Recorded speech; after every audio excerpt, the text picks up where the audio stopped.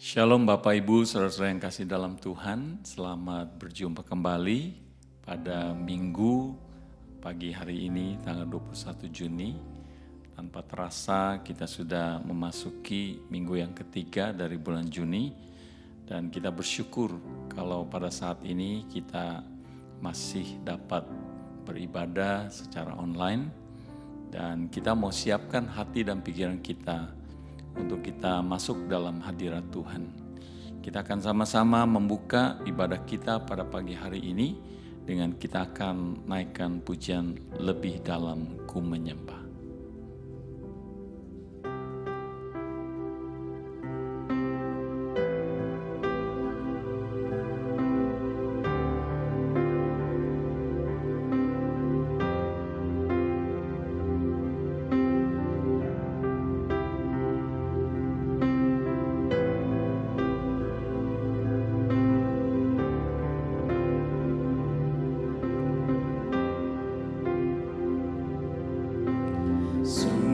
Besar setiamu, nyata di sepanjang hidupku. Darahmu telah layakkan kehidupanku. Tiada kata yang bisa, tiada kata yang bisa lukiskan indahnya Kau Tuhan. Bagimu segala pujian dan kemuliaan. ku tinggikan Engkau Tuhan. Ku tinggikan Engkau Tuhan, melebihi segalanya, lebih dalam ku menyembah, dalam roh dan kebenaran selamanya.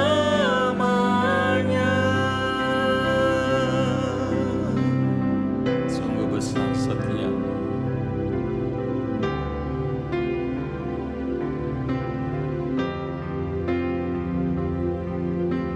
Sungguh besar setiamu, nyata di sepanjang hidupku. Darahmu telah layakkan kehidupanku.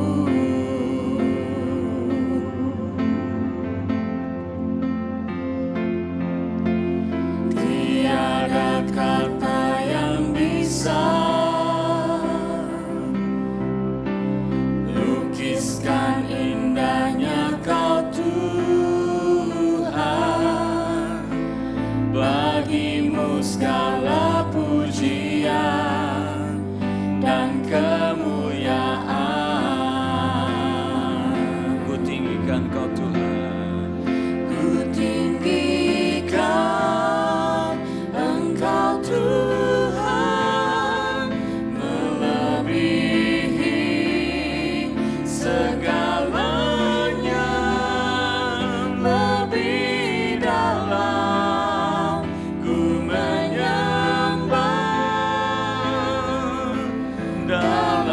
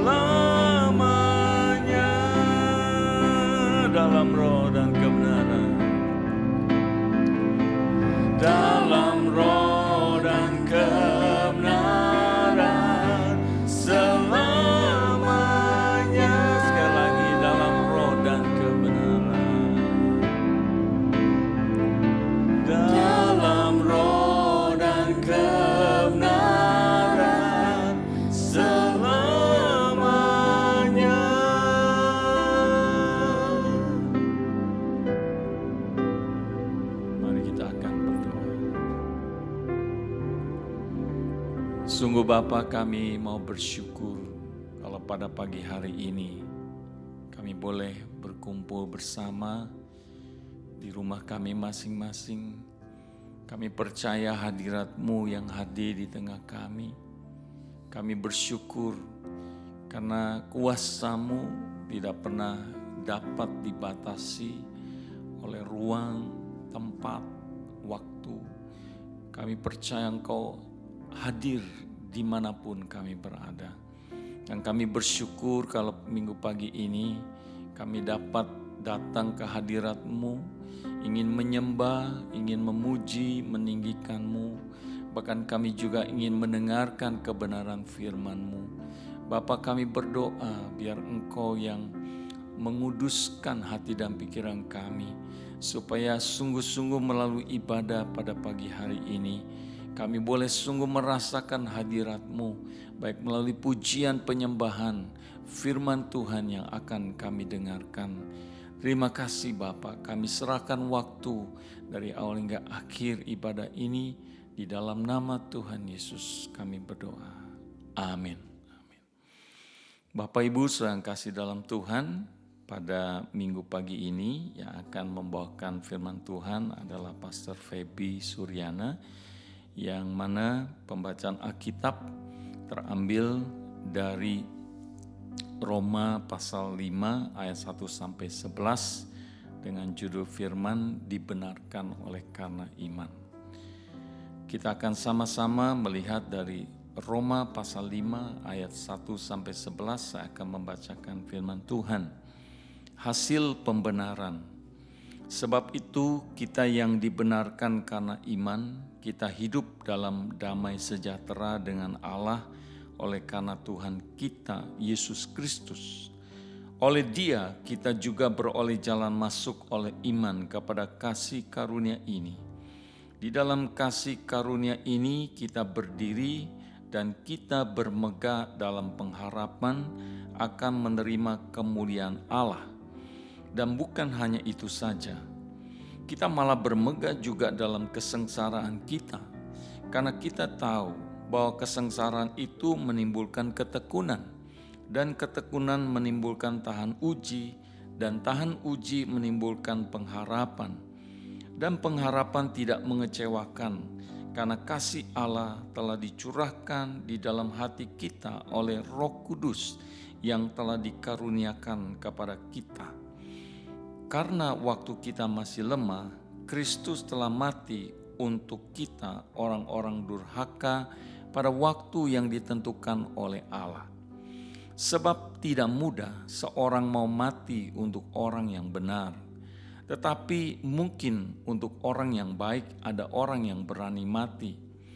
Akan tetapi Allah menunjukkan kasih-Nya kepada kita, oleh karena Kristus telah mati untuk kita ketika kita masih berdosa. Lebih-lebih karena kita sekarang telah dibenarkan oleh darah-Nya, kita pasti akan diselamatkan dari murka Allah. Sebab jikalau kita ketika masih seteru diperdamaikan dengan Allah oleh kematian anaknya, lebih-lebih kita yang sekarang telah diperdamaikan pasti akan diselamatkan oleh hidup-Nya. Dan bukan hanya itu saja, kita malah bermegah dalam Allah oleh Yesus Kristus Tuhan kita, sebab oleh Dia kita telah menerima pendamaian itu. Demikianlah firman Tuhan. Berbahagialah kita yang mendengarkan, merenungkan, dan melakukan firman ini dalam kehidupan kita. Bapak Ibu Saudara yang kekasih dalam Tuhan, mari kita akan sama-sama siapkan hati kita untuk mendengarkan kebenaran firman Tuhan dengan kita naikkan pujian Juru Selamatku.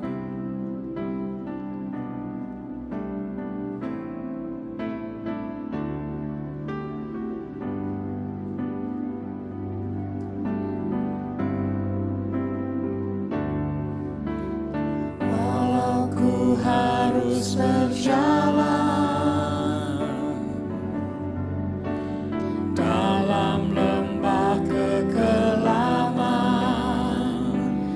perlindungan-Mu, oh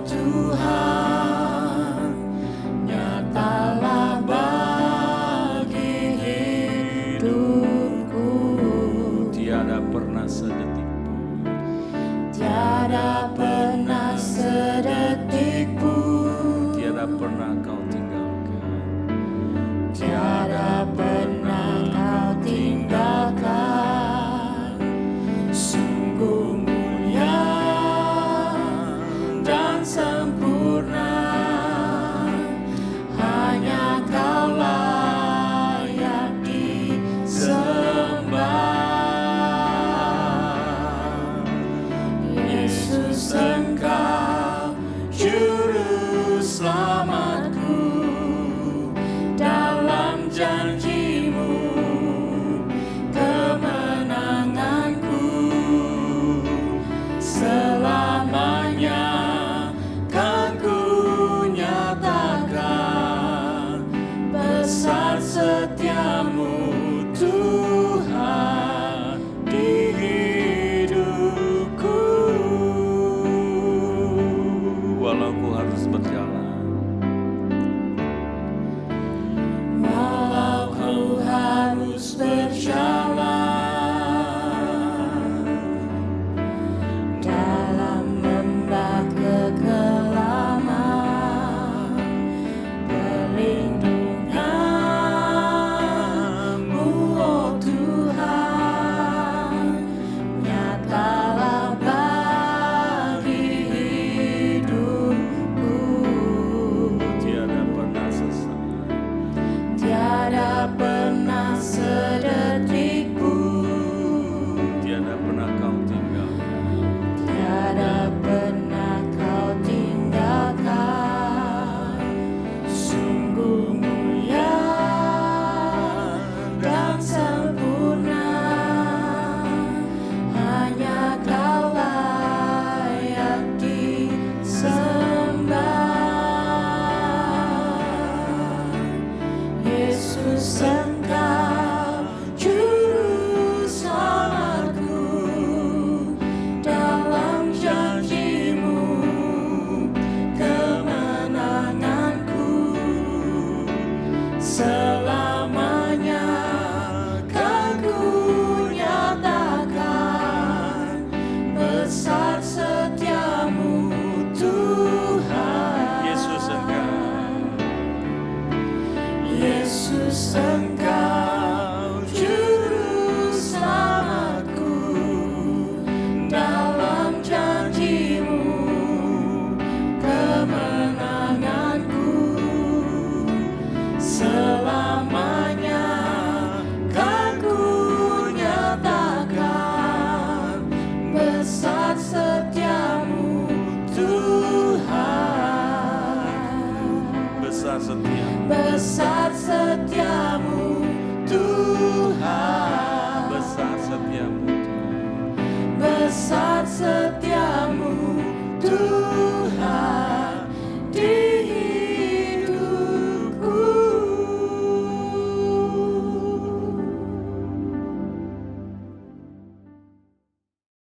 Mari kita berdoa untuk kebenaran firman Tuhan pagi hari ini. Bapa di surga, kami mengucap syukur, sungguh Yesus Engkau kirimkan untuk menjadi juru selamat setiap hidup kami. Kami bersyukur melalui Yesus kami dapat datang ke hadirat-Mu, dan pagi ini kami bersama-sama berkumpul dengan keluarga kami ataupun kami yang sendiri. Kami bersyukur Tuhan hadirat-Mu tidak terbatas oleh dinding ruang tembok, meskipun kami terpisah secara fisik, tapi kami bersama-sama di dalam satu visi untuk memuliakan nama Tuhan. Kami bersyukur Tuhan atas kebaikan-Mu yang tidak pernah habis di dalam hidup kami. Sungguh Tuhan, kami tidak dapat berkata-kata selain memuji dan menyembah Engkau. Saat ini kami mendengarkan firman Tuhan, kiranya Engkau berbicara pada setiap kami. Urapi lidah bibir hamba-Mu Tuhan untuk berbicara kepada jemaat-Mu apa yang menjadi isi hati-Mu, supaya kami boleh mengerti semakin perbaharui roh kami Tuhan untuk menjadi seperti Yesus. Di dalam nama Tuhan Yesus kami menyerahkan waktu pemberitaan firman-Mu. Amin. Selamat pagi, Shalom Bapak Ibu Saudara yang dikasihi oleh Tuhan, Jemaat NLICC dimanapun Anda berada. Saya bersyukur pagi hari ini firman Tuhan boleh diberitakan. Kita masih berjumpa melalui media online dan tidak sabar untuk dapat bertemu kembali dengan Bapak Ibu sekalian di gereja. Firman Tuhan pagi hari ini diberi judul dibenarkan karena iman, diambil dari Roma pasal 5 ayat 1-11 yang tadi sudah dibacakan. Dan saya mau mulai dari sebuah cerita. Jadi ada kisah seorang tentara Jepang bernama Soichi Yokoi. Yokoi ini tinggal di dalam hutan dan di dalam gua di sebuah pulau yang namanya Pulau Guam. Dia tinggal di pulau itu sebagai tempat persembunyiannya pada waktu Perang Dunia Kedua berlangsung. Dia bersembunyi di dalam gua di Pulau Guam selama kurang lebih 28 tahun. Dan sampai dia ditemukan oleh penduduk pada tahun 1944. Selama 28 tahun Yokoi bersembunyi di dalam gua, dia hanya keluar di malam hari untuk mencari makan, dan makanannya juga apa aja yang ada di dalam hutan seperti katak, tikus, ataupun dia bisa tangkap ikan dan udang di sungai, kemudian keong, kacang-kacangan atau buah-buahan juga yang dihasilkan oleh pohon-pohon di sekitar gua itu. Yokoi membuat pakaiannya berasal dari kulit pohon, jadi dia buat celana ataupun jaket untuk musim dingin, jadi dia balut tubuhnya dengan kulit dari pohon. Dan Yokoi sendiri menyatakan ketika dia ditemukan, dia tahu sebenarnya kalau Perang Dunia Kedua sudah berakhir melalui leaflet yang kebetulan sampai tersebar bahkan sampai ke hutan itu. Tapi Yokoi takut keluar dari persembunyiannya di gua karena dia khawatir kalau dia keluar dari gua itu dia akan menjadi tawanan. Dan selain nyawanya yang terancam, dia takut membawa aib bagi keluarganya bahkan bagi negaranya. Setelah 28 tahun Yokoi bersembunyi, dua pemburu hutan akhirnya menemukan dirinya dan mengatakan kepada Yokoi bahwa kamu gak perlu bersembunyi lagi, kita sudah merdeka, kita sudah bebas. Dan akhirnya dia dipakai pakaian yang proper dan dia boleh makan makanan yang proper. Dan kemudian dia jadi selebriti, orang yang terkenal ya di Jepang.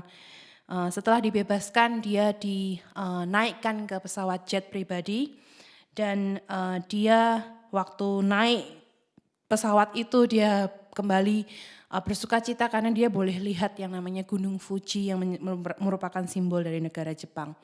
Di airport Tokyo dia disambut sebagai seorang pahlawan, disiarkan di televisi lokal dan disaksikan oleh jutaan masyarakat di Jepang.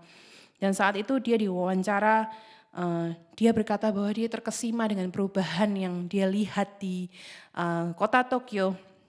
Karena dia tidak pernah melihat sebelumnya sebuah televisi ataupun gedung-gedung yang tinggi, bahkan pesawat jet itu pun juga pertama kalinya dia menaiki. Dan kemudian Yokoi dibawa untuk melanjutkan perjalanannya ke desanya di mana dia berasal dan ke pemakaman di mana keluarganya dimakamkan. Yokoi kemudian meratapi kematian keluarganya yang dia tidak bisa saksikan dan itu juga disiarkan di televisi lokal. Pemerintah Jepang terkesan dengan dedikasinya sebagai seorang pahlawan. Yokoi diberi penghargaan berupa uang, bahkan rumah, dan gak cuma itu dia dihadiahi seorang wanita untuk dinikahi. Jadi sebuah cerita yang luar biasa dan akhirnya Yokoi bisa menikmati hidupnya dengan bebas, damai tanpa ada ketakutan dan ancaman kematian bagi dirinya. Yokoi bisa hidup dengan tenang dan damai sejahtera. Sebenarnya cerita Yokoi ini adalah sangat related dengan kehidupan kita sebagai orang Kristen. Secara rohani, secara roh, kita hidup dalam ancaman kematian dan ketakutan. Ketika kita menjadi seorang pendosa, hidup kita adalah terpisah dari Allah. Dan kematian adalah ancaman bagi kita semua karena Alkitab mengatakan bahwa upah dosa ialah maut. Tetapi kabar baiknya adalah hari ini kita bisa diyakinkan sama-sama bahwa kita semua sudah direscue, sudah diselamatkan, sudah dilepaskan dari segala ancaman dan ketakutan dan kekhawatiran. Karena kita sudah selamat di dalam nama Yesus melalui iman kita di dalam Yesus Kristus.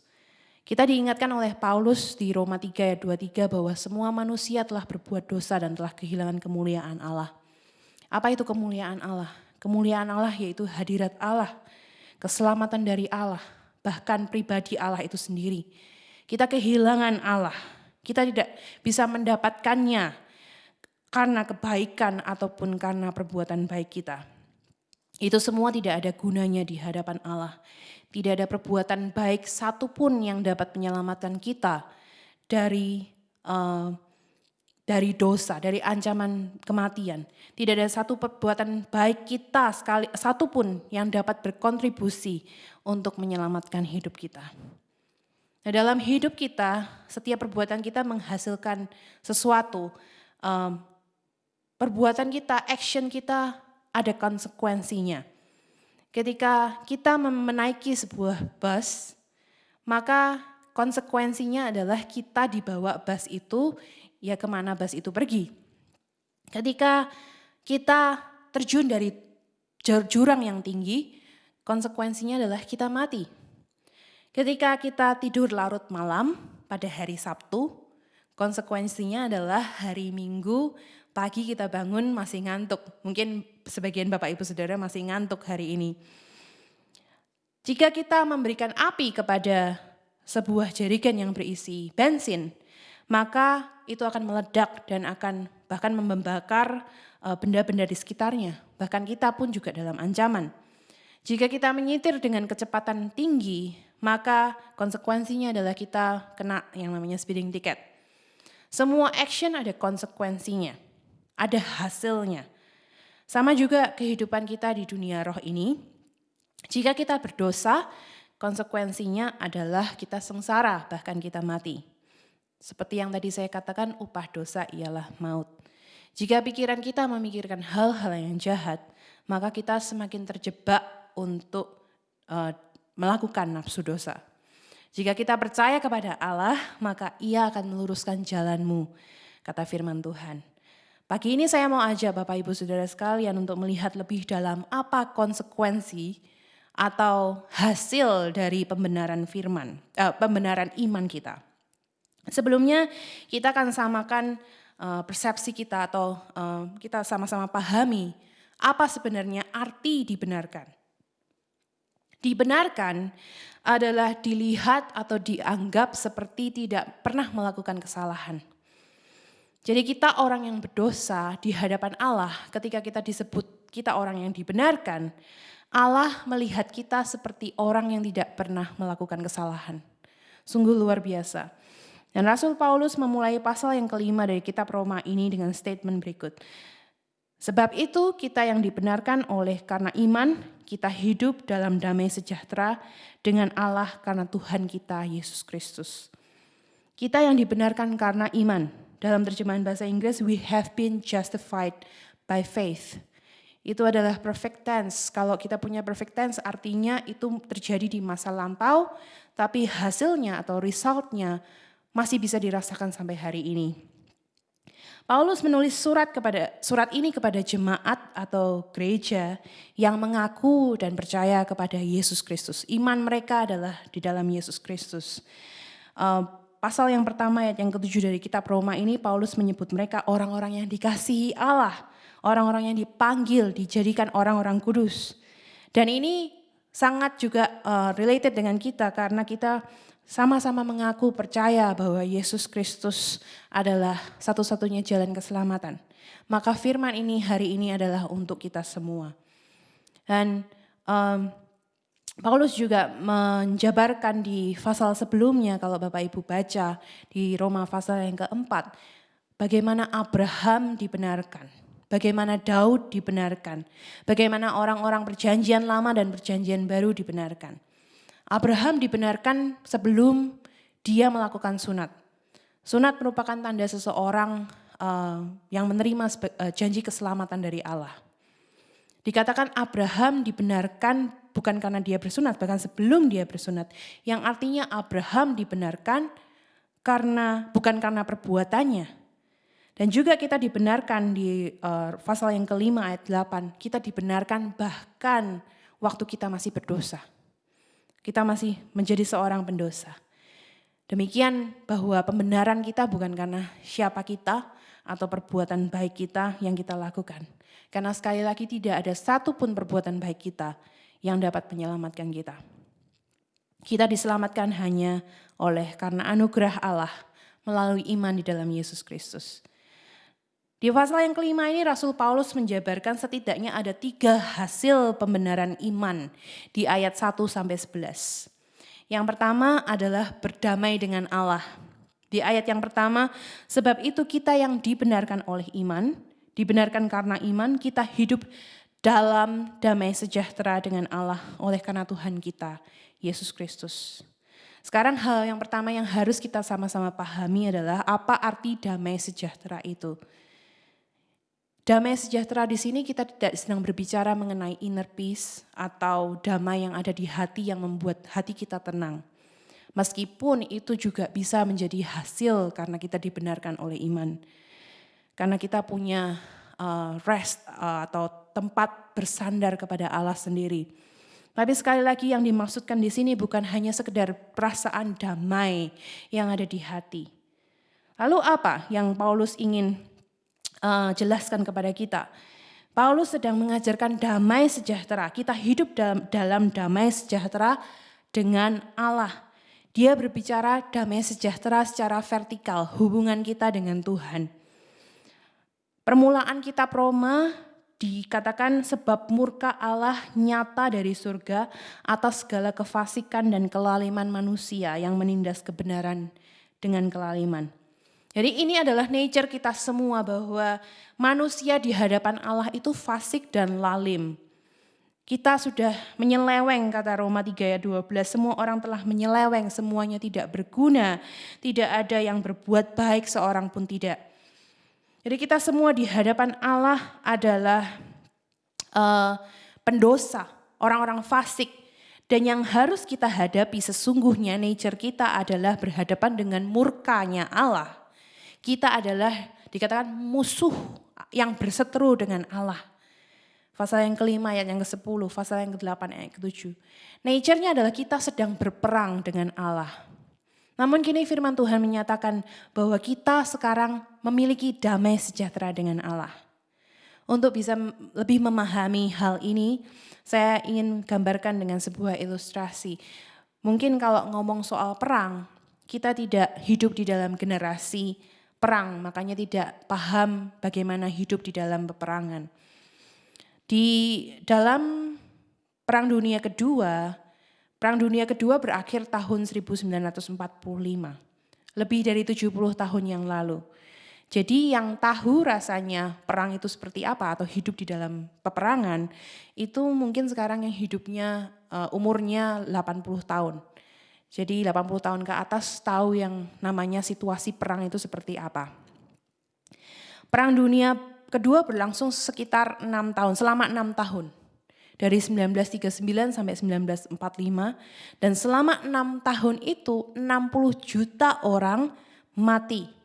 Dan itu sekitar 3% penduduk dunia mati di medan perang. Saat ini 450.000 orang kurang lebih meninggal karena COVID-19. Dan 450.000 orang itu meninggal mungkin Bapak Ibu Saudara tahu salah satu siapa yang meninggal karena COVID-19.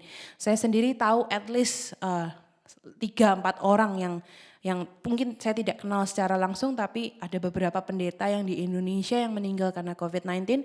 Bahkan ada salah satu suami dari jemaat di Semarang meninggal karena COVID. Jadi dari 450.000 itu aja kita tahu ya meninggal. Nah, apalagi 60 juta orang. Kemungkinan pada saat itu orang-orang tahu siapa yang mati di medan perang pada saat itu. Selama 6 tahun itu ada kekhawatiran, ketakutan yang luar biasa, ketidakpastian kapan perang ini akan berakhir. Dan ketika perang itu berakhir, apa rasanya? Di hari kemenangan, deklarasi kemenangan 14 Agustus 1945 yang dinamakan Victory over Japan Day, di Amerika, di Inggris, orang-orang berhamburan keluar ke jalanan. Mereka menari-nari, mereka bersorak-sorak karena mereka menang. Di Times Square, di Oak Ridge, di Paris, di mana-mana orang keluar untuk merayakan hari kemenangan dan bersuka cita. Mengapa? Karena damai sejahtera itu sudah datang. Ya, ketakutan itu pergi, damai sejahtera itu datang. Demikian setiap kita manusia yang berperang berseteru dengan Allah. Sampai pada hari ditandatangannya deklarasi kemenangan, Victory over Sin Day, yaitu hari di mana ketika Yesus Kristus mati di atas kayu salib, itu adalah hari kemenangan buat kita semua yang percaya kepadanya. Dan Yesus mati sebagai tanda berakhirnya peperangan kita dengan Allah, perseteruan kita dengan Allah. Apa hasilnya? Damai sejahtera. Kita tidak lagi berseteru dengan Allah. Allah tidak lagi murka dengan kita. Sebagai gantinya kita menerima kasih karunia-Nya. Di ayat yang kelima dikatakan karena kasih Allah telah dicurahkan di dalam hati kita. Kasih Allah sekali lagi melalui Yesus Kristus kita terima. Yesus menerima murka Allah supaya kita semua tidak mengalami murka Allah. Dan semua itu hanya kita dapat melalui iman di dalam Yesus Kristus. Iman itu apa? Percaya, mengandalkan satu-satunya Yesus saja sebagai juru selamat kita. Pertanyaannya apakah Bapak Ibu Saudara percaya? Dan yang perlu kita sadari adalah kalau Allah menyediakan Yesus pada saat kita masih berperang dengannya, masih berseteru dengannya, masih dalam statusnya pendosa, hal besar apa lagi yang Allah dapat lakukan di dalam hidup kita ketika kita sudah didamaikan dengannya. Ayat yang ke-10 dari Roma pasal yang kelima berbicara, sebab jikalau kita ketika masih seteru diperdamaikan dengan Allah oleh kematian anaknya, lebih-lebih kita yang sekarang telah diperdamaikan pasti akan diselamatkan olehnya. Yang kedua adalah beroleh jalan masuk kepada kasih karunia. Di ayat yang kedua dikatakan oleh Dia, Yesus, kita juga beroleh jalan masuk oleh iman kepada kasih karunia. Dengan kata lain, hanya melalui Yesus, Dia, kita diperkenalkan yang namanya kasih karunia. Hanya dengan iman kita di dalam Yesus Kristus, dan pembenaran ini diberikan kepada orang-orang yang percaya. Dan hanya karena pembenaran inilah kita dapat datang ke tahta Tuhan, ke tahta Allah Bapa. Yesus dikatakan di Yohanes adalah pribadi yang penuh kasih karunia dan kebenaran. Tapi don't get it wrong, bukan Allah adalah murka, kemudian Yesus yang penuh kasih karunia, bukan. Allah juga penuh kasih karunia, dikatakan di kitab Mazmur, Dia penuh belas kasihan. Yesuslah yang membawa karakter Allah yang penuh belas kasihan dan kasih itu kepada kita. Dan kita bisa menikmati kebaikan dan kasih setia Tuhan karena Yesus mati di atas kayu salib. Yesus menjadi mediator dan perantara di antara kita. Kembali ke ilustrasi Perang Dunia Kedua. Ketika negara-negara berperang, bermusuhan satu dengan yang lain, anggap saja seandainya Bapak Ibu Saudara keturunan Jepang yang tinggal di Amerika. Kemudian saudara lagi stres karena pekerjaan dan pengen jalan-jalan keluar. Saudara pergi ke National Park di sana dan ternyata karena wajah saudara kayak orang Jepang ya, karena memang keturunan Jepang, saudara ditangkap, diinterogasi. Dan ketika ditangkap, seluruh warga yang keturunan Jepang juga ikut ditangkap. Karena apa? Mungkin ada 100, mungkin ada 1000, mungkin ada 100.000 orang yang bersama-sama dengan saudara dimasukkan ke dalam tempat tawanan. Karena mereka takut kalau saudara ini adalah mata-mata. Mereka tidak bisa membedakan lagi siapa lawan, siapa kawan. Mereka hidup penuh dengan ketakutan dan kecurigaan. Kalau saudara warga Jepang langsung ditangkap. Poin saya adalah di saat perang, jika Bapak Ibu Saudara adalah warga keturunan Jepang atau orang Jepang, Bapak Ibu Saudara tidak akan diterima friendly oleh Amerika. Sama seperti hubungan kita dengan Tuhan. Ketika kita seorang pendosa, orang yang fasik, orang yang lalim seperti dikatakan di firman Tuhan, kita tidak punya akses untuk masuk kepada Allah. Tapi karena iman kita kepada Yesus Kristus, kita dibenarkan, kita dianggap seperti tidak pernah bersalah, tidak pernah berbuat apa-apa, dan kita beroleh jalan masuk kepada kasih karunia yaitu tahta Allah Bapa sendiri. Kita tidak usah menunggu jam-jam tertentu untuk berdoa. Kita tidak perlu menghadap arah mata angin tertentu untuk menemukan Bapa kita di surga.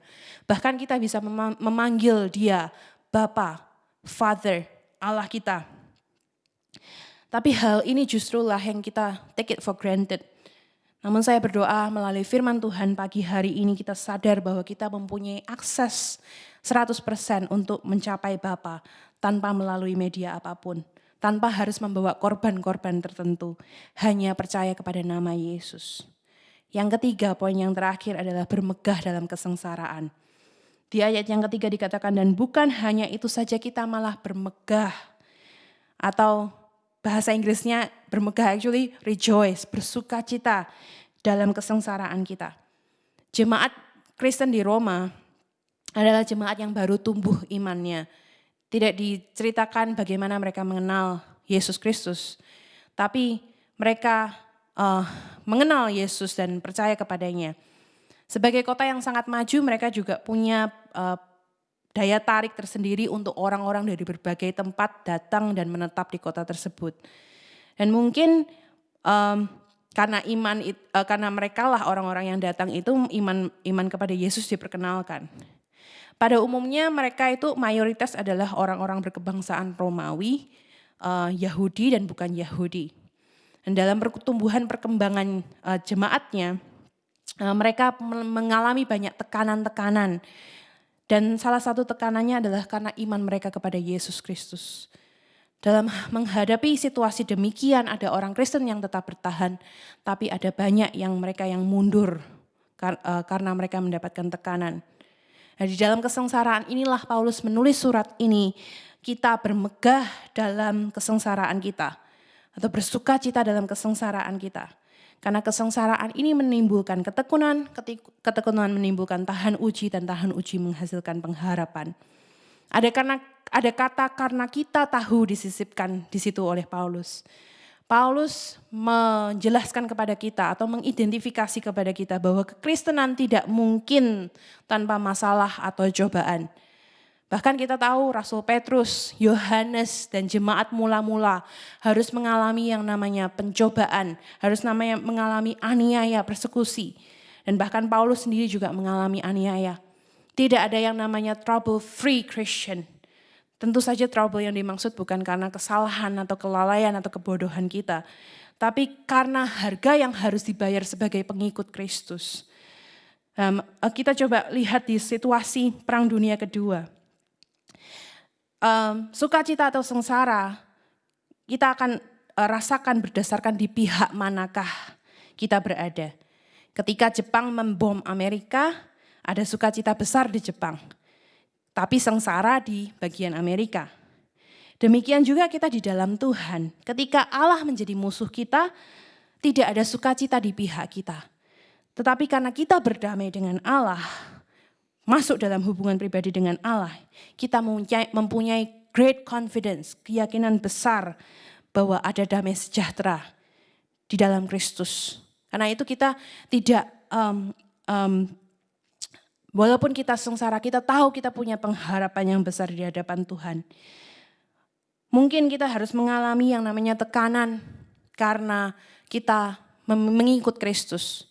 Saya punya teman juga, dia harus diperhadapkan dengan keluarganya yang non-Kristen untuk tetap mempertahankan imannya. Dia bilang, saya bahkan siap mati untuk Kristus kalau saya harus mati. Mungkin saudara harus kehilangan pekerjaan karena kebenaran yang saudara katakan atau lakukan.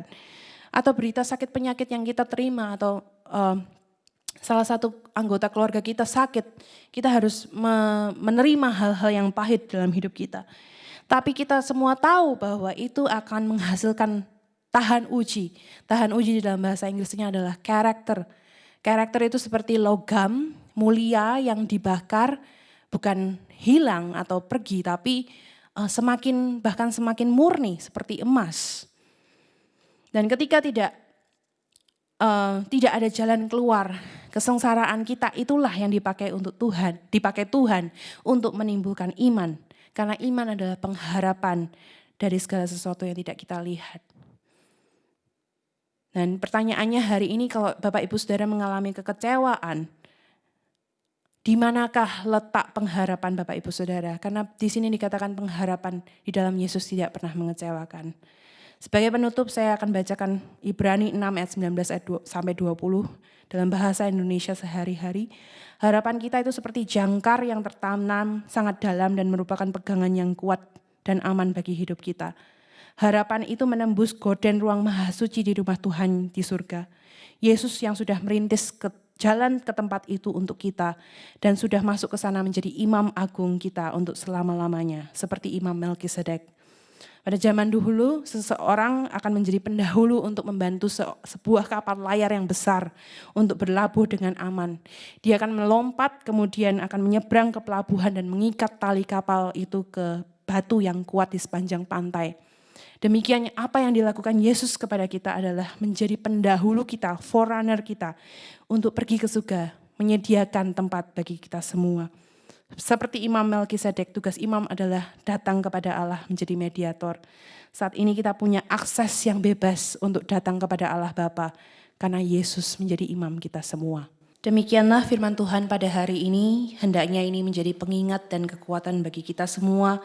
Kalau hari-hari ini kita diperhadapkan dengan permasalahan atau hal-hal yang berat, mari kita sama-sama menyadari bahwa kita memiliki pengharapan yang besar di dalam Yesus Kristus dan itu tidak akan pernah mengecewakan kita semua.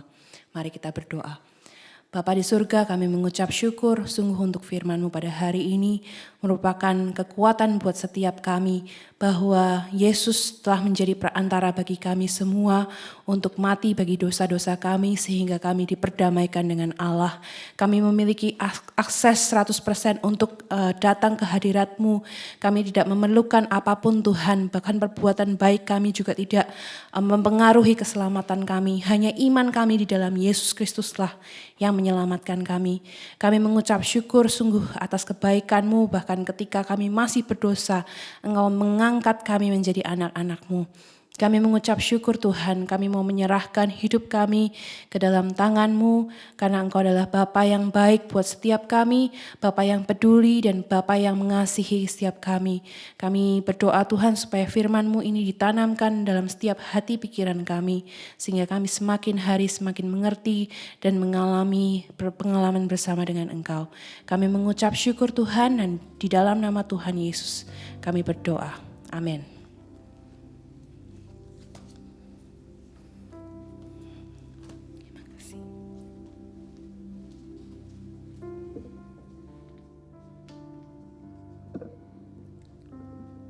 Kita bersyukur kalau kita sudah mendengarkan kebenaran firman Tuhan yang telah kita dengarkan bersama. Dan kita akan sama-sama menyebut kebenaran firman Tuhan, yaitu dengan kita naikkan pujian kasih setiamu yang kurasakan.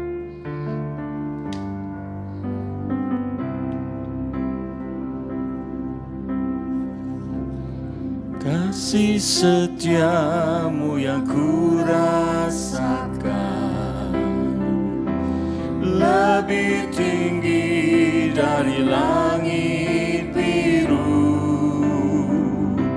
Kebaikanmu yang telah kau nyatakan lebih dalam dari lautan. Berkat-Mu yang telah ku terima, berkat-Mu yang telah ku terima, sempat membuatku terpesona. Apa yang tak pernah ku pikirkan, itu yang Kau sediakan bagiku. Siapakah aku ini Tuhan? Siapakah aku ini Tuhan? Jadi biji mata-Mu. Dengan apakah ku balas Tuhan selain puji dan sembahkan? Kasih setiamu ya Tuhan, kasih setiamu yang ku rasakan lebih tinggi dari langit, lebih tinggi dari langit biru. kebaikan-Mu ya Tuhan, kebaikan-Mu yang telah Kau nyatakan lebih dalam dari lautan. Berkat-Mu yang telah ku terima, berkat-Mu yang telah ku terima, sempat membuatku terpesona. Apa yang tak pernah ku pikirkan, itu yang Kau sediakan bagiku. Sama-sama kita katakan, siapakah aku ini? Siapakah aku ini, Tuhan? Jadi biji mata-Mu. Dengan apakah ku balas Tuhan, selain puji dan sembah? Siapakah aku ini, Tuhan? Siapakah aku ini, Tuhan? Jadi biji mata-Mu. Dengan apakah ku balas Tuhan, selain puji dan sembah? Selain puji dan sembah, selain puji dan sembah, selain puji dan sembah. Amin. Sungguh kita pasti bersyukur karena kita punya Tuhan Yesus yang selalu memberkati dan selalu menyertai dengan kasih setia-Nya bagi setiap kita. Bapak Ibu yang kekasih, saudara-saudara yang kekasih dalam Tuhan, ada beberapa pengumuman yang perlu kita perhatikan. Yaitu yang pertama, kita bersyukur sekali lagi atas berkat penyertaan Tuhan khususnya bagi negara dan bangsa Australia, di mana kita tinggal bersama di negara ini. Dan mengikuti perkembangan yang baru dari pemerintah, jadi kita sudah diizinkan untuk kita beribadah kembali, ya. Jadi kita sudah memutuskan bersama di dalam kepengurusan dari Majelis Gabungan bahwa kita akan mengadakan ibadah, memulai ibadah kita di bulan Juli, minggu pertama, yaitu tanggal 5 Juli.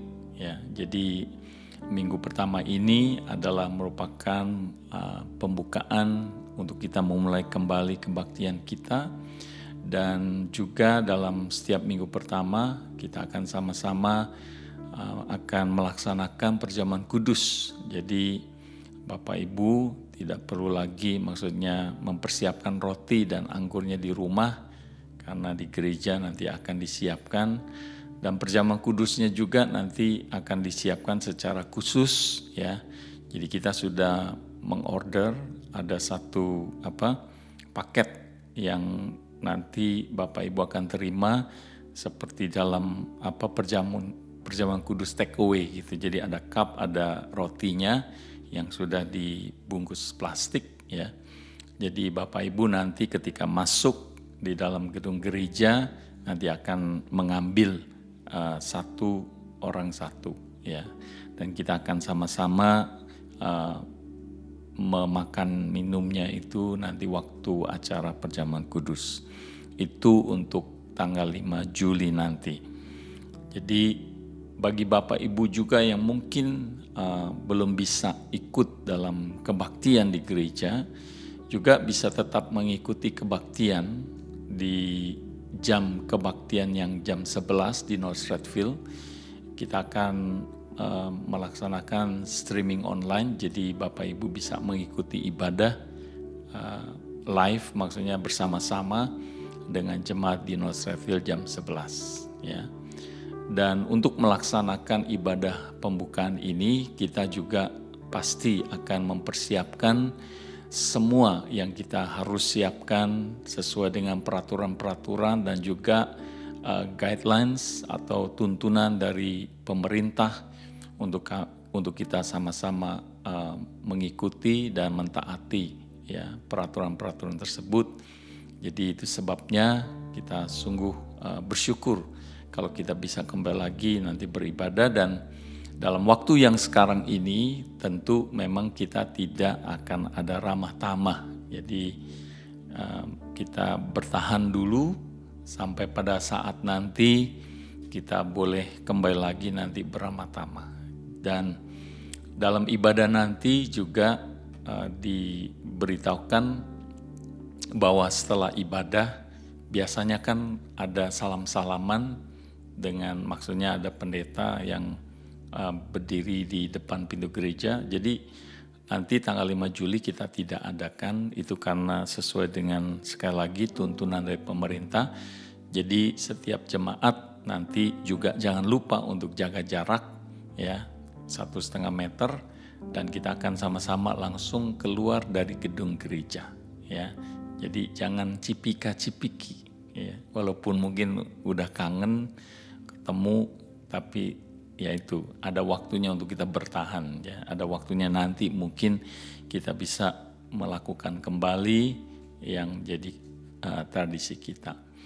Lalu saya juga ingin terus mengingatkan kalau doa pagi seperti biasa setiap hari Sabtu pagi jam 9. Jadi bagi Bapak Ibu yang sudah bergabung tetaplah bergabung, dan yang belum bisa bergabung dalam doa pagi. Dan jangan lupa hari Rabu malam setiap jam 9 sampai 10 kita akan ada Radio Sahakala, dan saya percaya itu akan menjadi berkat di dalam kehidupan kita masing-masing. Dan minggu depan itu masih kita akan mengadakan kebaktian secara online tanggal 28 Juni. Lalu kemudian baru setelah itu kita akan memulai ibadah di gereja.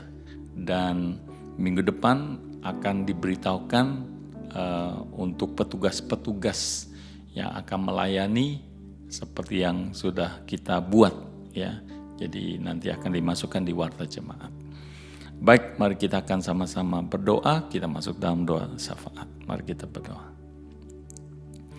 Bapa di surga, kami sungguh bersyukur dan berterima kasih karena kasih setiamu ya Bapa. Kasih-Mu yang begitu besar, seperti firman-Mu yang telah kami dengar. Ketika kami masih menjadi orang-orang durhaka, ketika kami masih menjadi orang-orang tidak benar, ketika kami masih menjadi orang-orang berdosa, Tuhan Yesus telah membuktikan kasih-Nya melalui kematian-Nya di kayu salib buat setiap kami. Sungguh kami bersyukur.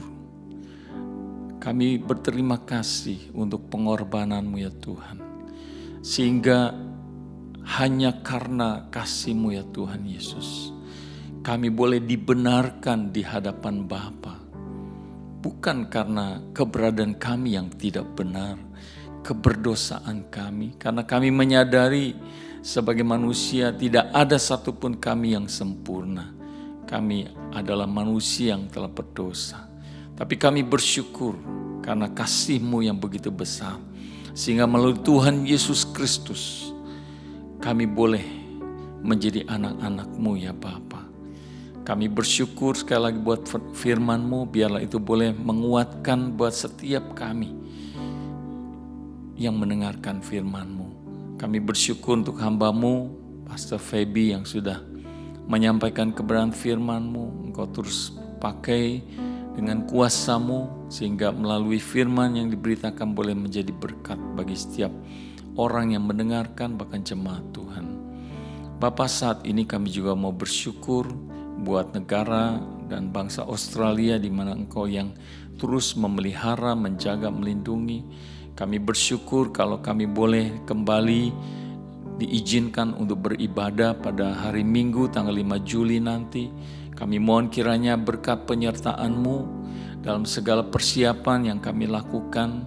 Kami bersyukur dan biarlah ini menjadi satu sukacita kami bersama untuk kami boleh bersama beribadah dengan saudara-saudari seiman kami sebagai keluarga Tuhan. Kami bersyukur Bapa, dan kami menyerahkan Engkau yang kuduskan, sucikan setiap kehidupan kami. Engkau jaga, lindungi, jauhkan dari segala mara bahaya, dari segala virus apapun. Dan biarlah kami punya hati yang tertuju kepadamu, damai sejahtera yang daripadamu. Tidak ada rasa khawatir atau takut, karena kami percaya kami datang di rumah Tuhan, di hadirat-Mu. Itu sebabnya kami serahkan seluruh ruangan-ruangan gereja, baik di Green Square, di Napier, maupun di Hills. Kami berdoa Engkau kuduskan, Engkau sucikan, Engkau angkat, Engkau jauhkan dari segala mara bahaya. Engkau berkati setiap hamba-hamba Tuhan yang akan melayani di dalam ibadah pada hari Minggu tanggal 5 Juli nanti. Khususnya juga untuk perjamuan kudus, biar Engkau berkati, Engkau siapkan hati dan pikiran kami ya Bapa. Kami juga berdoa bagi mereka yang mungkin tidak bisa hadir, Engkau juga menilik kepada mereka. Engkau juga yang akan memberkati mereka di dalam ibadah streaming online. Kami berdoa buat setiap orang tua kami yang lanjut usia dimanapun mereka berada. Biar kasih Tuhan yang terus menjaga, melindungi mereka, menjauhkan mereka dari segala mara bahaya, dari segala sakit penyakit, bungkus dengan kuasa-Mu. Juga untuk semua anak-anak kami, semua orang tua dewasa, dan juga semua orang tua yang lanjut usia, baik yang ada di nursing home di rumah maupun yang ada di Indonesia. Biar tangan kasih-Mu saja ya Bapa yang menjaga, melindungi. Terima kasih Bapa untuk segala berkat anugerah-Mu. Kami juga terus berdoa bagi mereka yang bergumul dalam mencari pekerjaan. Kau berkati mereka dengan pekerjaan yang sesuai dengan apa yang menjadi kemampuan mereka. Terima kasih Bapa, kami menyerahkan seluruh kehidupan kami hanya ke dalam tangan kuasa-Mu. Di dalam nama Tuhan Yesus kami berdoa dan bersyukur. Amin. Bapak Ibu saudara kasih dalam Tuhan, kita akan sama-sama menutup ibadah kita dengan kita naikkan Bapa Engkau sungguh baik.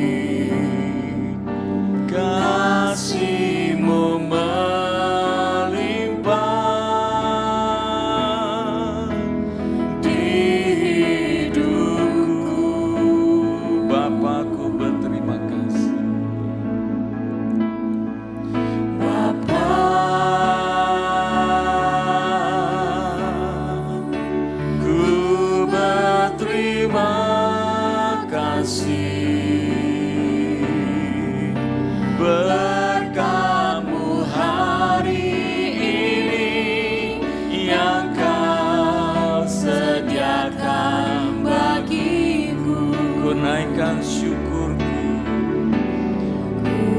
naikkan syukurku buat hari yang Kau beri. Tak habis-habisnya kasih dan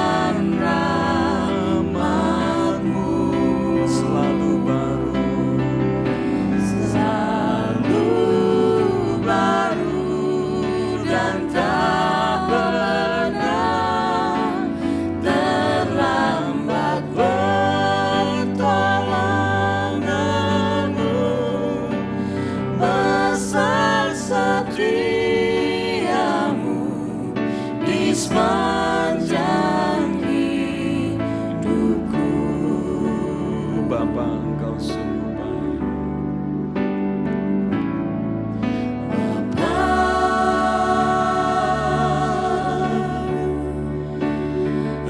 Engkau sungguh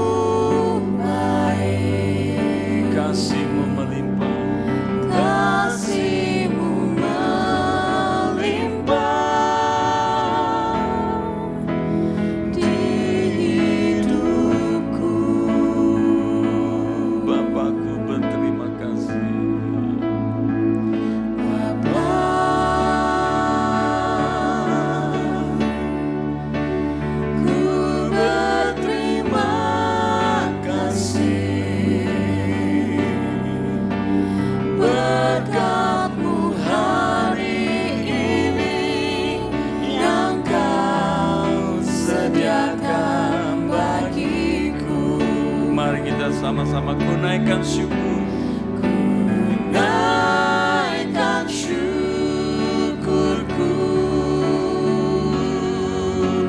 buat hari yang Kau beri, tak habis-habisnya kasih dan rahmat-Mu selalu baru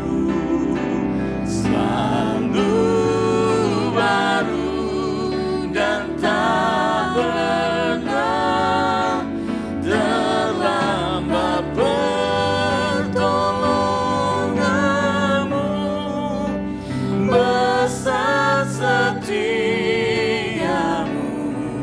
di sepanjang hidupku. Besar setiamu, Besar setia-Mu,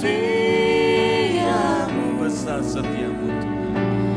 besar setia-Mu, Besar setiamu, besar setia-Mu di sepanjang hidupku.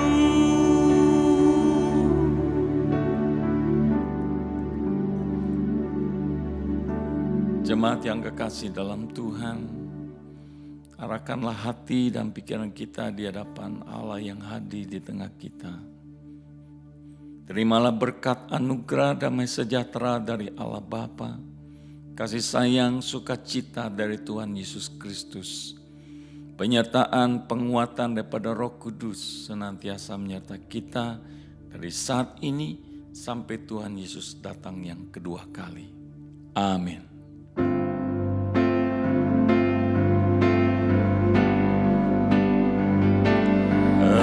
Engkaulah Tuhan, Engkaulah Raja, berdaulat atas hidupku, ku berserah penuh. Berdaulat atas hidupku, ku berserah penuh.